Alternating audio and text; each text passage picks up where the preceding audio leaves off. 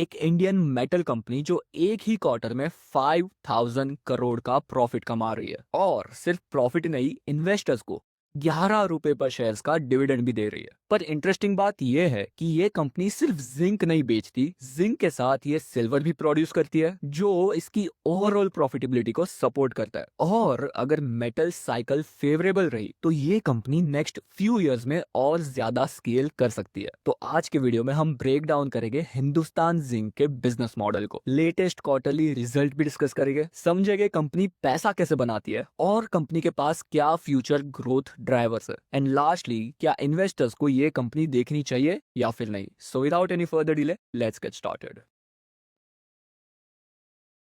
Hello guys, my name is Prateek. I hope you are doing well. And first of all हम समझते हैं कि हिंदुस्तान जिंक करता क्या है। हिंदुस्तान जिंक लिमिटेड ये इंडिया का एंड दुनिया का लीडिंग इंटीग्रेटेड जिंक प्रोड्यूसर में से एक है। कंपनी ओरिजिनली गवर्नमेंट ओन्ड है, लेकिन अब वेदांता ग्रुप इसका मेजोरिटी ऑनर है और साथ ही ग्लोबल लेवल पर भी हिंदुस्तान जिंक काफी बड़ा प्लेयर है। अब समझते हैं कंपनी प्राइमरली क्या प्रोड्यूस करती है। तीन चीजें, जिंक, लेड एंड सिल्वर, और ये सारे मेटल्स माइनिंग ऑपरेशंस में से निकलते हैं राजस्थान की माइंस से। हिंदुस्तान जिंक लिमिटेड के पास मेजरली 4 माइंस है: रामपुरा अगुचा, सिंदेसर खुर्द, राजपुरा दरिबा एंड जवार माइंस। और इंटरेस्टिंग बात यह है कि रामपुरा अगुचा माइन दुनिया की लार्जेस्ट जिंक माइंस में से एक है एंड माइनिंग के बाद कंपनी और को प्रोसेस करके रिफाइंड मेटल मार्केट में सेल करती है। अब समझते हैं जिंक का मेजर यूज केस कहाँ होता है। The first one is steel galvanising, मतलब जब स्टील को जंग लगने से बचाना होता है तो उस पे जिंक की कोटिंग की जाती है। इसीलिए इंफ्रास्ट्रक्चर, कंस्ट्रक्शन और ऑटोमोबाइल सेक्टर में जिंक की डिमांड काफी स्ट्रॉन्ग है। और एक और इम्पोर्टेंट बात, Hindustan zinc international council on mining and metal का मेंबर है। ICMM मेंबरशिप का मतलब होता है कि कंपनी ग्लोबल लेवल पर high standards of sustainability, safety और गवर्नेंस फॉलो करती है, जहां पर दुनिया की leading mining companies like BHP, Rio Tinto और एंग्लो अमेरिकन भी इस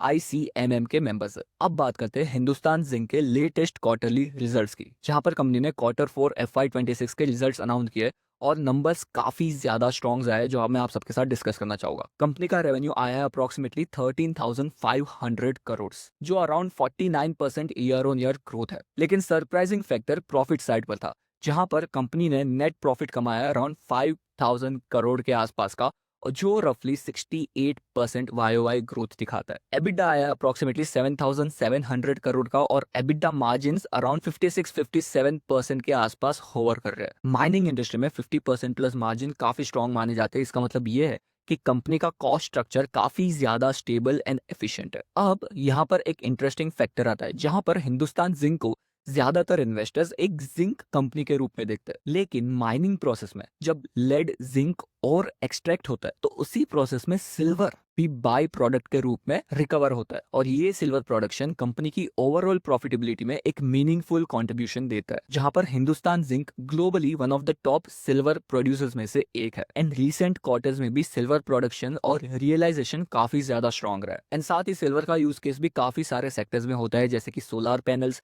electronics, EV components, industrial applications and many more. इसीलिए अगर सिल्वर प्राइसेस स्ट्रॉन्ग रहता है तो कंपनी के मार्जिन्स और कैश फ्लो को एडिशनल सपोर्ट मिलता है। साथ ही one of the most important thing अगर आप माइनिंग कंपनीज को एनालाइज करते हो तो ये है कि माइनिंग कंपनीज में सबसे ज्यादा इंपॉर्टेंट चीज होती है कॉस्ट ऑफ प्रोडक्शन, और यहाँ पर हिंदुस्तान जिंक का कॉस्ट ग्लोबली लोएस्ट है। और इसके पीछे 3 से 4 रीजंस हो जाते हैं। The first one is high grade mines, the second one is efficient operations and the third one is large scale production, जिसकी वजह से कंपनी को ऑपरेटिंग लिवरेज मिलता है। और इसी वजह से कंपनी उसके one of the major risk which is metal prices का गिरना, तो इस सिनेरियो में जब मेटल प्राइसेस गिर रहे हैं तब भी कंपनी अपने प्रॉफिटेबिलिटी को काफी हद तक मैनेज कर सकती है और साथ ही इन्वेस्टर्स के लिए स्ट्रॉन्ग कैश फ्लो जनरेट कर सकती है। साथ ही कंपनी ने लेटेस्ट रिजल्ट्स के साथ 11 रुपए पर शेयर का इंटरिम डिविडेंड अनाउंस किया है, और अगर आप हिस्टोरिकली देखो तो कंपनी जनरस डिविडेंड्स देती आई है। And one of the major reason behind this strong dividend history is the cash flow,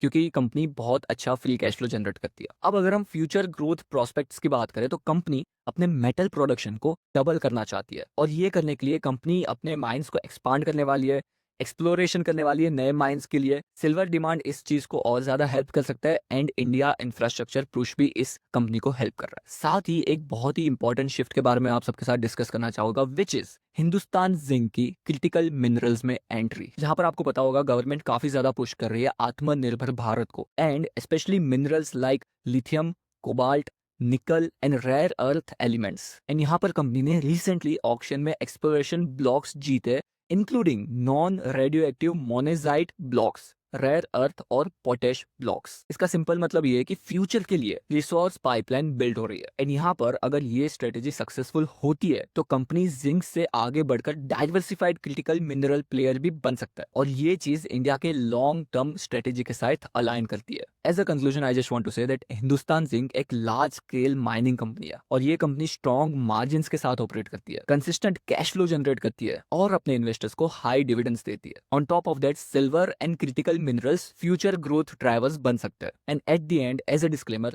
ये मैंने आप सबको बताया जो मुझे पता है इस कंपनी के बारे में and I am not a SEBI registered advisor. मुझे ये कंपनी इंटरेस्टिंग लगी and that's why I am discussing this company with you guys. अब आपका जॉब है कि आप इस कंपनी को फर्दर एनालाइज करो एंड डिसाइड करो कि आपके इन्वेस्टमेंट्स के लिए ये कंपनी सही बैठती है या फिर नहीं, आपके रिस्क, आपकी एज और आपके गोल्स के हिसाब से। एंड अगर आपको जरूरत पड़े तो अपने फाइनेंशियल एडवाइजर को भी जरूर कांटेक्ट कर सकते हो आप। साथ ही अगर आपको इस तरह के बिजनेस ब्रेकडाउन वीडियोस पसंद आते हैं तो let me know in the comment section below. मैं ऐसे और वीडियोस आपके लिए लेके आया करूंगा। And finally like and share करना इस वीडियो को मत भूलना।